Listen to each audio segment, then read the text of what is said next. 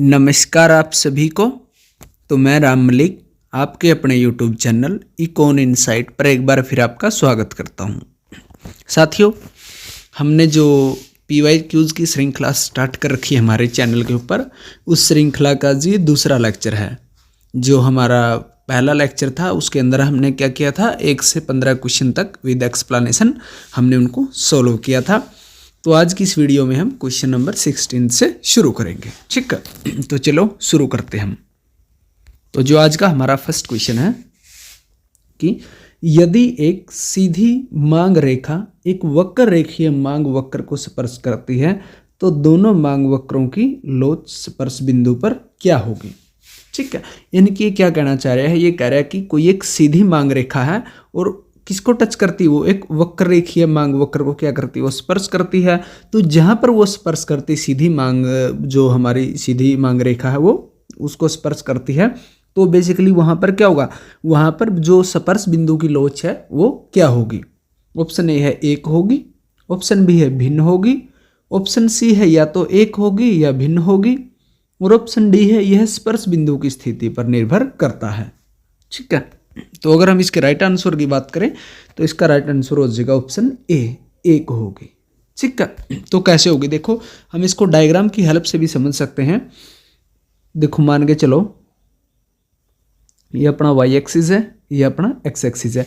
अब ये क्या बोल रहे हैं, एक सीधी मांग रेखा एक वक्र रेखीय मांग वक्र को स्पर्श करती है सीधी, यानी कि एक सीधी हम मांग रेखा मान सकते हैं। ये हमारी क्या है, ये हमारी एक सीधी मांग रेखा। ठीक है, अब जो सीधी मांग रेखा है इसको एक वक्र रेखीय मांग वक्र को स्पर्श करती है। एक वक्र रेखीय मांग वक्र यानी कि जो आईसी शेप का हम मांग वक्र मान के चल सकते हैं। जैसे क्या है, ये हमारा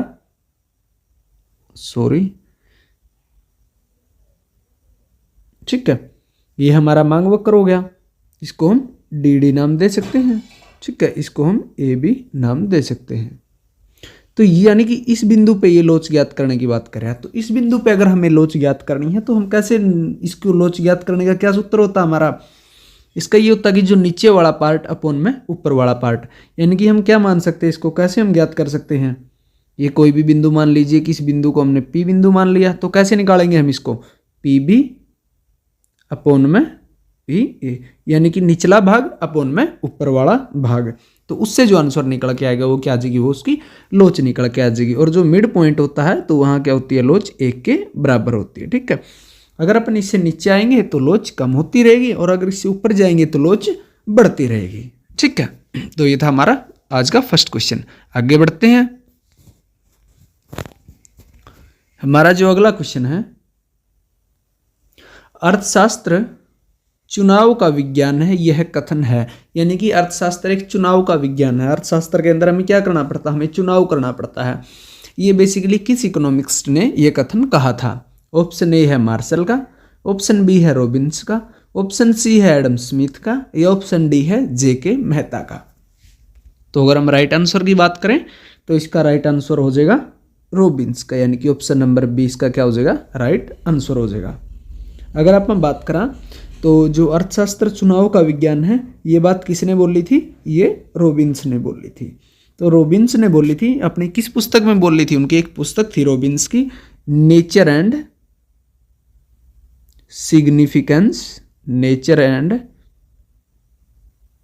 सिग्निफिकेंस ऑफ इकोनॉमिक साइंस।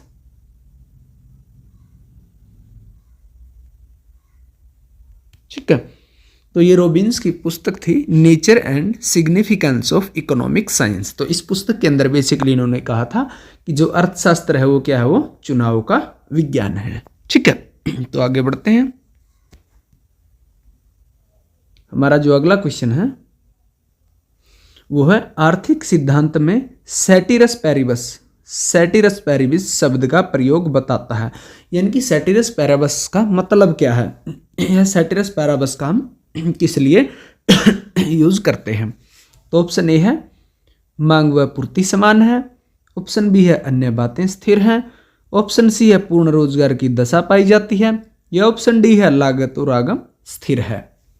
तो अगर हम राइट आंसर की बात करें तो इसका राइट आंसर हो जाएगा ऑप्शन बी कि अन्य बातें स्थिर हैं। यानी कि इकोनॉमिक्स के अंदर सेटिरस पैराबिस का मीन्स क्या होता है कि अन्य बातें स्थिर हैं।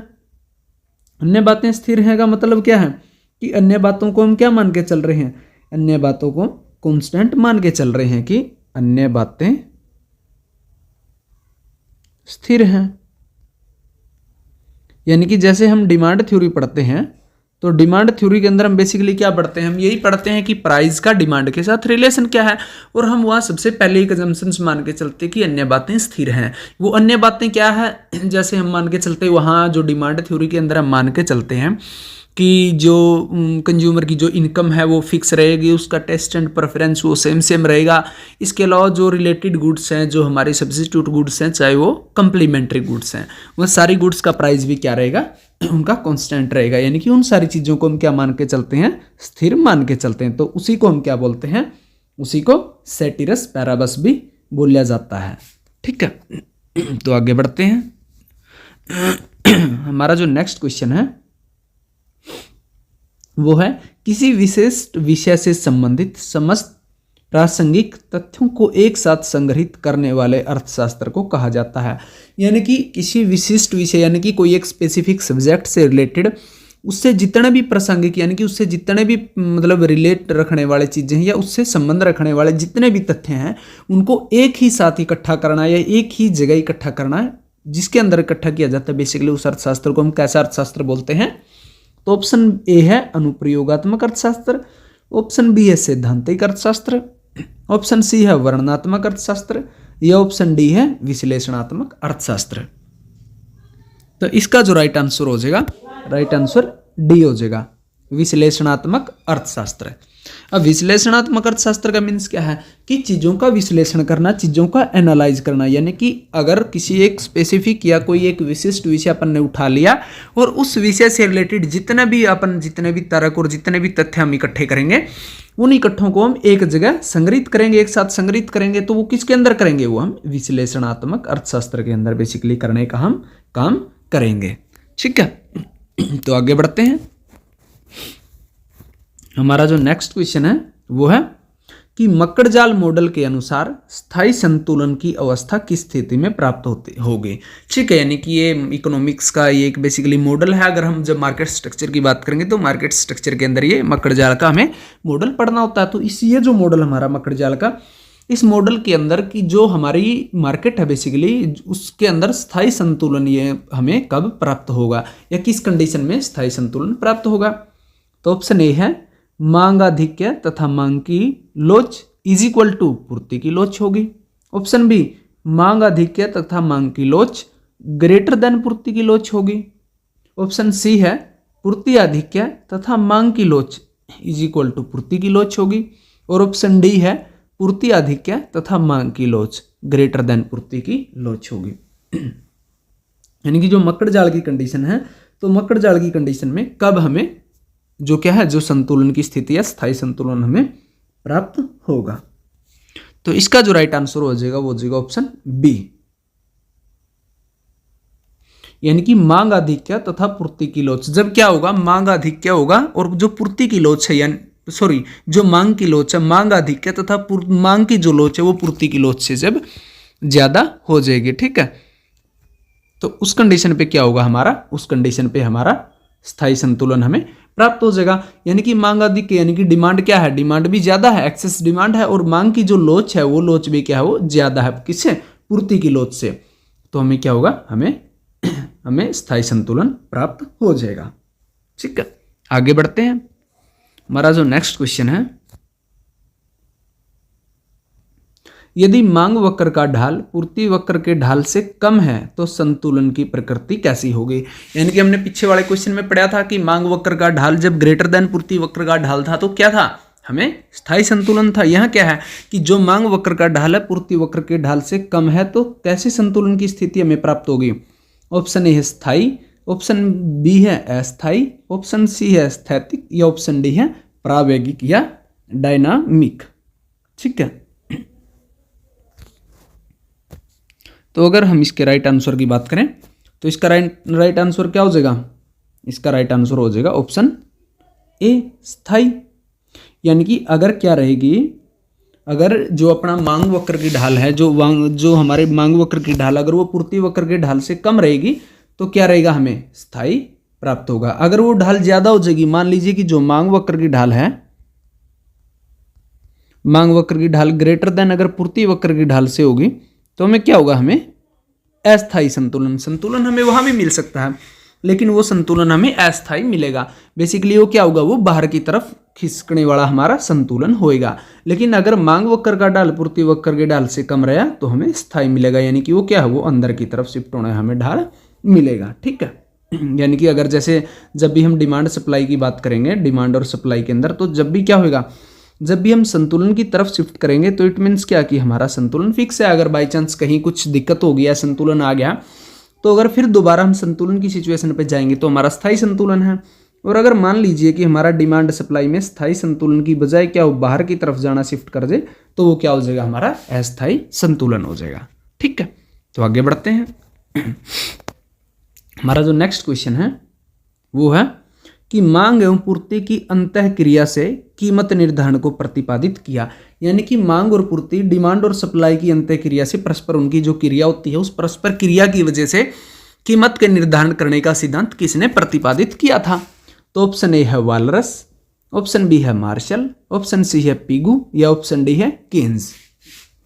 तो अगर हम राइट आंसर की बात करें तो ऑप्शन बी इसका राइट आंसर हो जाएगा। ठीक है, एक मिनट, तो ऑप्शन बी क्या हो जाएगा, इसका राइट आंसर हो जाएगा। यानी कि मार्शल क्या थे, मार्शल ऐसे इकोनॉमिक्स थे जिन्होंने क्या किया था, जिन्होंने ये सिद्धांत दिया था कि मांग और पूर्ति की आपसी इंटरेक्शन की वजह से क्या होगा, इनके आपसी इंटरेक्शन से ही हम क्या करेंगे, कीमत का निर्धारण करेंगे। ठीक है, तो वो कौन थे, वो मार्शल थे।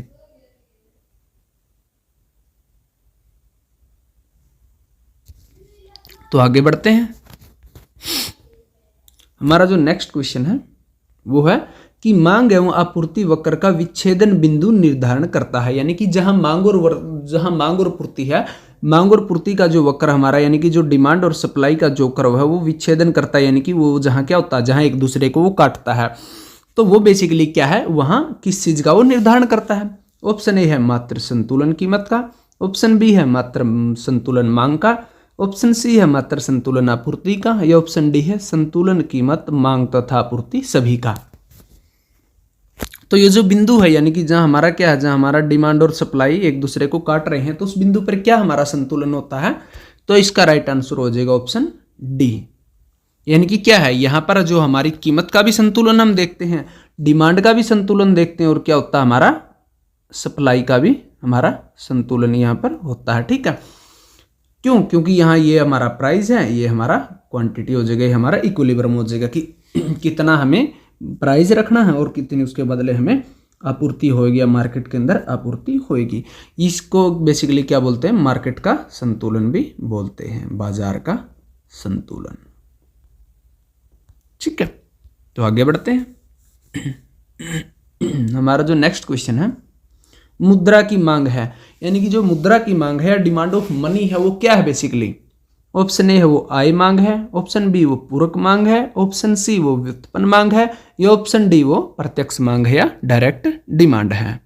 ठीक है, तो अगर हम बात करें मुद्रा की मांग की, तो आय मांग तो है ही नहीं, ना पूरक कंप्लीमेंट्री मांग भी नहीं हो सकती। अब बात आती है डायरेक्ट डिमांड में और व्युत्पन्न मांग में, तो इसका राइट आंसर हो जाएगा व्युत्पन्न मांग। व्युत्पन्न को हम बेसिकली डिराइव्ड डिमांड भी बोलते हैं इंग्लिश में। तो डायरेक्ट मांग यानी कि प्रत्यक्ष मांग का मतलब क्या होता है कि हमें क्या करना है, सीधा जिस चीज की हमें जरूरत है उसी चीज की हमने डायरेक्ट डिमांड कर ली, या उसी चीज का हमें क्या करना, उसी चीज का हमें कंजम्पशन करना या प्रोडक्शन करना डायरेक्ट। लेकिन मुद्रा क्या है भाई, ना तो मुद्रा का हम कोई डायरेक्ट प्रोडक्शन करते हैं, ना ही हमें मुद्रा का कोई उपभोग करना, कोई यूज ही नहीं करना ना। ऐसा तो है नहीं कि पैसों को हम डायरेक्ट ही खाएंगे। तो जो मुद्रा की मांग है बेसिकली वो कैसी मांग है, वो डिराइव्ड डिमांड है। ठीक है, यानी कि हम क्यों करते हैं, क्योंकि किसी तीसरी चीज के लिए हमें मुद्रा की जरूरत पड़ती है। मान लीजिए कि मेरे को प्रोडक्शन करना है, मेरे को शूज बनाने हैं, तो मेरे को शूज बनाने के लिए रॉ मटेरियल भी चाहिएगा, फैक्टर ऑफ प्रोडक्शंस भी चाहिए। तो उन सारी चीजों के लिए मेरे को क्या है, मेरे को मुद्रा की, मेरे को पैसे की जरूरत पड़ेगी।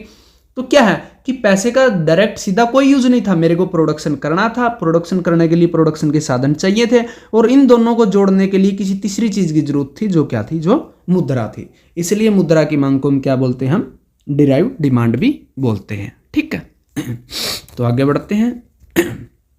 हमारा जो नेक्स्ट क्वेश्चन है वो है कि श्रम की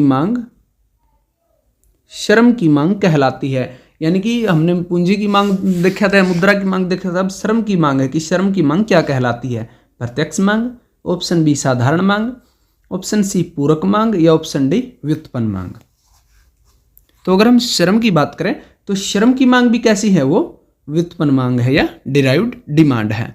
ठीक है, अब डिराइव्ड डिमांड का मीन्स क्या है कि ये भी क्या है, इसको भी हम क्या किस लिए करेंगे? हम इसको भी किसी तीसरी चीज के लिए, किसी तीसरे तौर पे प्रयोग करने के लिए हम क्या करेंगे? हम श्रम की मांग करेंगे। क्योंकि हमें क्या है, मेरे को ए गुड्स का प्रोडक्शन करना है, तो ए गुड्स का प्रोडक्शन करने के लिए मेरे को क्या चाहिए? मेरे को लेबर चाहिए। तो इसलिए मैं क्या करूंगा? तो मैं श्रम का यूज करूंगा और श्रम को बदले में मैं पैसा दे दूंगा। तो डायरेक्ट तो श्रम का कुछ यूज नहीं हुआ ना, तो मेरे को कोई और चीज चाहिए थी जिसके लिए मेरे को श्रम का यूज करना पड़ा। ठीक है, तो इसलिए ये क्या है? ये भी व्युत्पन्न मांग या डिराइव्ड डिमांड है। ठीक है, तो आगे बढ़ते हैं। हमारा जो नेक्स्ट क्वेश्चन है वो है कि साधनों की मांग को व्युत्पन्न मांग कहा जाता है, क्योंकि कि जो साधनों की मांग है, जो फैक्टर्स की डिमांड है, उनको हम डिराइव्ड डिमांड क्यों मानते हैं? ऑप्शन ए, यह उद्यमी के लाभ की आवश्यकता से ज्ञात की जाती है। ऑप्शन बी है, यह सरकार की श्रम संबंधी नीति से उत्पन्न होती है। ऑप्शन सी है, इसका उद्गम अंतिम वस्तु की मांग से होता है। या ऑप्शन डी है, यह दीर्घकालीन प्रत्याशाओं से ज्ञात की जाती है। यानी कि वही बात आ गई, पिछली में सिर्फ हमसे पूछा गया था कि जो लेबर की डिमांड है या जो पूंजी की डिमांड है वो कैसी डिमांड है, लेकिन यहाँ इन्होंने पूछ लिया कि जो साधन की मांग है वो साधन की मांग व्युत्पन्न मांग है क्यों, रीजन पूछ लिया। तो इसका राइट आंसर क्या हो जाएगा? Option number C. वो क्यों है? क्योंकि इसका उद्गम अंतिम वस्तु की मांग से होता है। भाई इसका उद्गम यानी कि इसका सोर्स क्या है, इसकी हमें जरूरत क्यों पड़ती साधन की? इसकी साधन की जरूरत हमें इसलिए तो पड़ती ना क्योंकि हमें अंतिम वस्तु की मांग है, हमें अंतिम वस्तु की डिमांड है। मेरे को शूज चाहिए हैं, तो मेरे को शूज चाहिए हैं, इसलिए मैं क्या करूंगा? साधन की या फैक्टर ऑफ प्रोडक्शन की डिमांड करूंगा। लाइक मैं श्रम की डिमांड करूंगा, मैं पैसे की डिमांड करूंगा, मैं अपनी जो इंडस्ट्री लगाने के लिए लैंड की डिमांड करूंगा। तो ये सारे क्या है? ये सारे के सारे साधन हैं। तो मैं इनकी डिमांड क्यों कर रहा हूं? क्योंकि बेसिकली मेरे को क्या है, मेरे को अंतिम उत्पाद चाहिए जिस चीज का मैं उपभोग कर सकूं। तो इसलिए क्या है, ये व्युत्पन्न मांग है या डिराइव्ड डिमांड है। ठीक है, तो आगे बढ़ते हैं। हमारा जो नेक्स्ट क्वेश्चन है वो है कि किसी वस्तु की पूर्ति से बोध होता है, यानी कि किसी वस्तु की पूर्ति से किस चीज का बोध होता है, किस चीज का हमें आभास होता है। ऑप्शन ए है वस्तु का वास्तविक उत्पादन। ऑप्शन बी है वस्तु का कुल विद्यमान स्टॉक। ऑप्शन सी है विक्रय हेतु उपलब्ध स्टॉक। या ऑप्शन डी है समय की प्रति इकाई पर मूल्य विशेष पर विक्रय हेतु प्रस्तुत वस्तु की मात्रा। यानी पूर्ति का मतलब क्या है? एक तो यही है कि जो रियल उत्पादन हो गया, या यह है कि कुल हमारे पास जो विद्यमान स्टॉक यानी कि अवेलेबल जितना हमारे पास स्टॉक है। तीसरा क्या है कि हेतु विक्रय हेतु उपलब्ध, यानी कि जो हमने बेचने के लिए हमारे पास जो स्टॉक है। या ऑप्शन डी है कि समय की प्रति इकाई, यानी एक निश्चित पीरियड ऑफ टाइम के ऊपर एक निश्चित प्राइस के ऊपर बेचने के लिए हमारे पास जो भी मात्रा है वो बेसिकली क्या हो हमारे लिए पूर्ति का बोध है। तो राइट आंसर हमारा क्या हो जाएगा? ऑप्शन नंबर डी हमारा राइट आंसर हो जाएगा। क्यों? क्योंकि इसका मीन्स क्या हुआ कि इसका मीन्स यही तो हुआ ना कि भाई एक समय विशेष पे हम ज्ञात क्या करते हैं, ज्ञात यही तो ना कि एक समय विशेष पे कीमत विशेष पे जितनी चीज क्या है कि मार्केट में बेचने के लिए प्रस्तुत हो रही है या बेचने के लिए लाई जा रही है, वही क्या बेसिकली पूर्ति है। फिर चाहे क्या स्टॉक भी कितना ही रह जाओ, विक्रय के लिए स्टॉक कितना ही रह जाओ, अब विक्रय के लिए स्टॉक तो है लेकिन एक पॉइंट ऑफ टाइम पे या एक प्राइस ऑफ एक विशेष प्राइस के ऊपर हम क्या नहीं कर रहे, उसको बेचने के लिए तैयार ही नहीं है, तो वो पूर्ति के अंदर कंसीडर नहीं होगा। या रियल प्रोडक्शन, हम प्रोडक्शन कितना ही करते रहे, अगर हम मार्केट के अंदर एक फिक्स प्राइस और एक पीरियड ऑफ टाइम के ऊपर हम उसको सेल करने के लिए नहीं प्रस्तुत करेंगे तो हमारे लिए क्या नहीं, हमारे लिए पूर्ति नहीं है। ठीक है, तो आगे बढ़ते हैं। हमारा जो नेक्स्ट क्वेश्चन है वो है पीगू के अनुसार स्थिर साम्य का उदाहरण है। यानी कि पीगू ने स्थिर साम्य किसको बोला है? ऑप्शन ए रखा हुआ अंडा। ऑप्शन बी एक सिरे का टिकाया गया अंडा। ऑप्शन सी भारी पेंदी वाला जहाज। या ऑप्शन डी उपर्युक्त सभी। तो स्थिर साम्य बेसिकली पीगू ने किसको बोला है, किसको उन्होंने वो कहा है।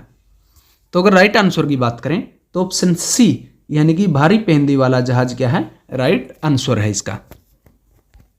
अब स्थिर साम्य का मतलब क्या है? स्थिर साम्य का मतलब क्या है कि वो एक इक्विलिब्रियम या साम्य की पोजीशन के ऊपर है बेसिकली। ठीक है, अगर रखा हुआ अंडा की बात करें तो रखे हुए अंडे को जो हमारे पीगू साहब ने बोला है, पीगू ने तटस्थ साम्य इसको बोला है। ठीक है, तटस्थ साम्य। और अगर एक सिरे पर टिकाए गए अंडे की बात करें तो एक सिरे पर टिकाए गए अंडे को अस्थिर साम्य बोला है, क्योंकि ये क्या होता है, ये अस्थिर कंडीशन में होता है, कभी भी लुढ़क सकता है। लेकिन अगर जो जहाज है भारी पेंदी वाला, तो भारी पेंदी वाला जहाज क्या वो नहीं हिले डुलेगा या वो अस्थिर नहीं होएगा। ठीक है, तो आगे बढ़ते हैं। हमारा जो नेक्स्ट क्वेश्चन है वो है कि साम्य से अभिप्राय क्या है। इससे पीछे वाले क्वेश्चन में हमने पढ़ा था कि साम्य किसको बोल लिया, यहां है कि साम्य से मतलब क्या है। तो ऑप्शन ए है परिवर्तनहीनता की स्थिति, ऑप्शन बी है उस स्थिति से जब उपभोक्ता को अधिकतम उपयोगिता प्राप्त होती है, ऑप्शन सी उस स्थिति से जब उत्पादन न्यूनतम लागत पर होता है, या ऑप्शन डी उपरोक्त सभी। तो इसका राइट आंसर क्या हो जाएगा, राइट आंसर हो जाएगा डी उपरोक्त सभी। मतलब क्या है साम्य का मतलब, यानी कि साम्य का मतलब हुआ परिवर्तनहीनता की स्थिति तो है जिसके अंदर क्या होता है उपभोक्ता को अधिकतम संतुष्टि मिलनी शुरू हो जाती है। जहां उपभोक्ता को अपनी अधिकतम संतुष्टि मिलनी शुरू हो जाएगी, यानी कि मैक्सिमम सेटिस्फेक्शन उसको मिल जाएगी, उसके बाद वो क्या कर देगा, वो परिवर्तन करना बंद कर देगा। यानी कि डिमिनिशिंग मार्जिनल जो हमारा काम करता है घटते सीमांत उपयोगिता का, वो हमारा वहीं तो जाके बंद हो जाएगा ना, जहां हमारी एमयू क्या हो जाएगी, 0 हो जाएगी, टीयू हमारी मैक्सिमम हो जाएगी। तो जब उपभोक्ता की संतुष्टि अधिकतम होगी तो वो क्या हो जाएगा, उसके बाद वो परिवर्तन करना बंद कर देगा। या उस स्थिति को जब उत्पादन न्यूनतम लागत पर होता है। अगर हम प्रोड्यूसर साइड की बात करें तो क्या होती है, 3 स्टेज होती है हमारी। एक हमारा क्या हो जाए, एक होता है हमारा इंक्रीजिंग रिटर्न्स, एक हमारा क्या है, एक हमारा डिक्रीजिंग रिटर्न्स, और एक क्या हमारा नेगेटिव जो हमारी स्टेज है वो होता है। तो उत्पादन लागत जहां न्यूनतम होती बेसिकली हमारी, वो क्या है, वो हमारी वो उसी के अंदर बेसिकली क्या, वही हमारी साम्य की कंडीशंस है। यानी कि जहां क्या हो जाता है, जहां हमें मिनिमम क्या हो जाता है, उत्पादन लागत हमारी मिनिमम हो जाती है। ठीक है, तो वही क्या हो जाता है, हमारा साम्य का कंडीशन है। यानी कि उपभोक्ता को अधिकतम उपयोगिता मिलनी शुरू हो जाएगी तो वो परिवर्तन करना बंद कर देगा। इसी प्रकार एक उत्पादक को जो अगर न्यूनतम उत्पादन लागत पर उसका उत्पादन होना शुरू हो जाए इंडस्ट्री के अंदर, तो वो भी क्या करेगा, वो भी परिवर्तनहीनता की स्थिति में आ जाएगा या वो चेंज करना बंद कर देगा। तो इसलिए इसका राइट आंसर क्या हो जाएगा, ऑप्शन डी उपरोक्त सभी। तो आगे बढ़ते हैं। हमारा जो नेक्स्ट क्वेश्चन है वो है कि सामान्य कीमत है, यानी कि जो हमारा जर्नल प्राइस है या जो जर्नल प्राइस लेवल हम किसको बोलते हैं। ऑप्शन ए अत्यधिक अस्थिर कीमत, ऑप्शन बी अल्पकालिक कीमत, ऑप्शन सी दीर्घकालीन कीमत, या ऑप्शन डी राज्य द्वारा निर्धारित कीमत। तो इनमें से हम जर्नल प्राइस किसको बोल लेंगे। तो अगर हम राइट आंसर की बात करें तो इसका राइट आंसर हो जाएगा ऑप्शन सी दीर्घकालीन कीमत। इसका मतलब क्या है, इसका मतलब क्या है कि जो लंबे समय तक जो कीमत प्रचलित रहेगी, जो कीमत मार्केट के अंदर स्टेबल रहेगी लंबे समय तक, वही कीमत क्या है, वही बेसिकली हमारी जर्नल प्राइस लेवल है। अगर अत्यधिक अस्थिर की बात करें, अत्यधिक अस्थिर का मतलब क्या है कि जो कीमत बहुत जल्दी जल्दी, यानी कि जो शॉर्ट टाइम पीरियड के लिए बहुत जल्दी जल्दी चीजें बदलती रहेंगी। अगर अल्पकालीन कीमत की बात करें तो इसको हम कैसी कीमत भी मानते हैं, इसको हम बाजार मूल्य भी बोलते हैं। यानी कि बाजार का जो अल्पकालीन मूल्य होता है वही क्या है, वही तो हमारी अल्पकालीन कीमत है। कि जो थोड़े समय के लिए मान लीजिए जब शॉर्ट टाइम पीरियड की बात करते हैं तो क्या हो जाता है, प्राइस के अंदर फ्लक्चुएशन आता रहता है। क्योंकि क्या है ना, तो हम सप्लाई बढ़ा सकते हैं इतने कम टाइम में, अगर सडनली डिमांड बढ़ जाती है तो हमें क्या करना पड़ता है, प्राइस बढ़ा देना पड़ता है। लेकिन जो दीर्घकालीन कीमत है उसके अंदर क्या हो जाता है, बहुत सारी वेरिएशन या बहुत ज्यादा फ्लक्चुएशन नहीं आता, वो कीमत क्या है, वो स्टेबल रहती है। इसलिए उसको हम क्या बोलते हैं, सामान्य कीमत बोलते हैं। ठीक है, तो आगे बढ़ते हैं। हमारा जो नेक्स्ट क्वेश्चन है वो है कि प्रथम बार किस अर्थशास्त्री ने व्यष्टि तथा समष्टि अर्थशास्त्र जैसे पदों का प्रयोग किया था। यानी ऐसा कौन सा इकोनॉमिक्स था जिसने इकोनॉमिक्स को 2 ब्रांचों के अंदर डिवाइड कर दिया था, या उन्होंने माइक्रो और मैक्रो शब्द का क्या किया था, यूज किया था कि हम इकोनॉमिक्स को कैसे पढ़ेंगे, माइक्रो और मैक्रो की फॉर्म में पढ़ेंगे अलग अलग। तो ऐसा कौन सा इकोनॉमिक्स था जिन्होंने माइक्रो और मैक्रो के तौर पे इकोनॉमिक्स को पढ़ना स्टार्ट किया। ऑप्शन ए है मिल्टन फ्रीडमैन, ऑप्शन बी है रेगनर फ्रीज, ऑप्शन सी है जेएम केन्ज या ऑप्शन डी है एसी पीगू। तो इसका राइट आंसर क्या हो जाएगा? इसका राइट आंसर हो जाएगा ऑप्शन बी रैगनर फ्रीज। ठीक है, तो रैगनर फ्रीज जो थे ये अपने कहाँ के थे? ये नॉर्वे के इकोनॉमिक्स थे, प्रोफेसर रैगनर फ्रीज। तो इन्होंने ही क्या किया था? इन्होंने ही ये किया था, डिसाइड किया था कि हम इकोनॉमिक्स को क्या है माइक्रो और मैक्रो लेवल पे हम क्या करेंगे, पढ़ेंगे। अगर हम माइक्रो की बात करें तो माइक्रो किसके ऊपर बात करती है? कीमत लेवल के ऊपर बात करती है, कीमत निर्धारण इसकी क्या होती है? मुख्य समस्या होती है। और अगर मैक्रो की बात करें तो ये किसके ऊपर बात करती है? आय के ऊपर बात करती है, आय निर्धारण के ऊपर बात करती है। अगर हम दूसरी बात करें तो माइक्रो के अंदर हम बेसिकली क्या करेंगे? डिस्ट्रीब्यूशन की बात करते हैं। और मैक्रो के अंदर हम किसकी बात करते हैं कि डिस्ट्रीब्यूशन तो है, जो हमारे बेसिकली साधन है उन साधनों को फुल एम्प्लॉयमेंट के ऊपर हम कैसे लेके जाएं। ठीक है, तो ये बेसिकली इन दोनों के अंदर क्या है? ये इन दोनों के अंदर डिफरेंस है। तो आगे बढ़ते हैं।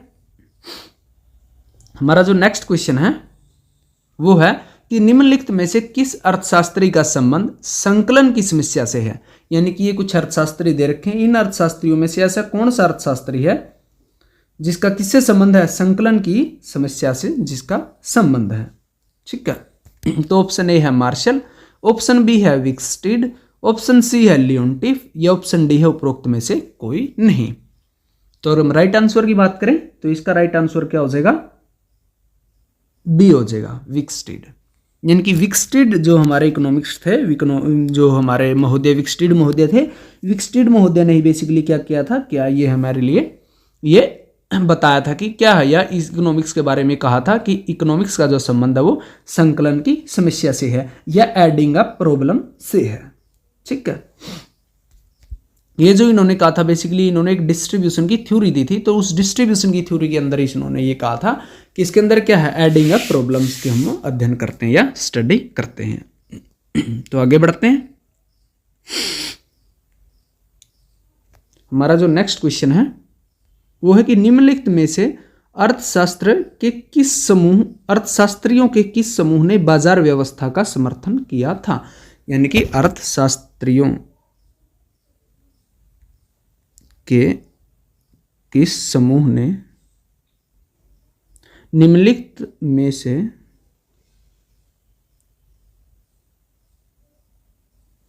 अर्थशास्त्रियों के किस समूह ने बाजार अर्थव्यवस्था का समर्थन किया था? यानी कि कुछ इकोनॉमिक्स दे रखे हैं, उनमें से ऐसे कौन से इकोनॉमिक्स थे जिन्होंने क्या किया था? बाजार अर्थव्यवस्था का या मार्केट इकोनॉमी का उन्होंने समर्थन किया था। ऑप्शन ए है एडम स्मिथ, हेयक और मिल्टन फ्रीडमैन। ऑप्शन बी है एडम स्मिथ, कीन्स और हिक्स। ऑप्शन सी है एडम स्मिथ, मार्क्स या स्टर्लिन। ऑप्शन डी है एडम स्मिथ, रिकार्डो या जेके गैलब्रेथ। तो अगर हम राइट आंसर की बात करें तो इसका राइट आंसर क्या हो जाएगा? डी हो जाएगा। यानी कि जो एडम स्मिथ थे और हमारे रिकार्डो थे और जो जेके गैलब्रेथ महोदय थे, इन्होंने क्या किया था? इन्होंने बाजार अर्थव्यवस्था या मार्केट इकोनॉमी का समर्थन किया था कि हमें क्या करना चाहिए? मार्केट को खुला छोड़ देना चाहिए। यानी कि जो भी अगर इक्विलिब्रियम की बात करते हैं तो डिमांड एंड सप्लाई के अकॉर्डिंग क्या होगा? अपने आप जो मार्केट फोर्सेज हैं वो क्या कर देगी? इकोनॉमी के अंदर इक्विलिब्रियम खड़ा कर देगी या वो इक्विलिब्रियम बना देगी। ठीक है, तो आगे बढ़ते हैं। हमारा जो नेक्स्ट क्वेश्चन है वो है कि अर्थशास्त्र में आवश्यकता विहीनता का सिद्धांत किसने दिया था? तो जो हमारे ऑप्शन है, ऑप्शन नंबर 1 है महात्मा गांधी, ऑप्शन बी है जमशेद काई खुसरो मेहता, इनको हम जे के मेहता भी बोलते हैं, ऑप्शन बी है दादा भाई नौरोजी या ऑप्शन डी है कौटिल्य। तो इनमें से कौन सा ऐसा ऑप्शन है या कौन से ऐसे इकोनॉमिक्स थे जिन्होंने क्या बोला था? आवश्यकता विहीनता का जिन्होंने सिद्धांत दिया था। ठीक है, तो इसका अगर राइट आंसर की बात करें तो जमशेद काई खुसरो मेहता या जे के मेहता ने क्या किया था? आवश्यकता विहीनता का सिद्धांत दिया था। ये कहाँ के प्रोफेसर थे? ये इलाहाबाद के अंदर प्रोफेसर थे। ठीक है, इलाहाबाद के अंदर ये प्रोफेसर थे। तो प्रोफेसर जमशेद काई खुसरो मेहता ने क्या किया था? आवश्यकता विहीनता का सिद्धांत दिया था। ठीक है, तो आगे बढ़ते हैं। हमारा जो नेक्स्ट क्वेश्चन है वो है कि इच्छा विहीनता का सिद्धांत प्रतिपादित किया गया। यानी कि इच्छा विहीनता का सिद्धांत किसने दिया था? ऑप्शन ए है जे के मेहता, ऑप्शन बी है रिकार्डो, ऑप्शन सी है जे आर हिक्स या ऑप्शन डी है एसी पिगू।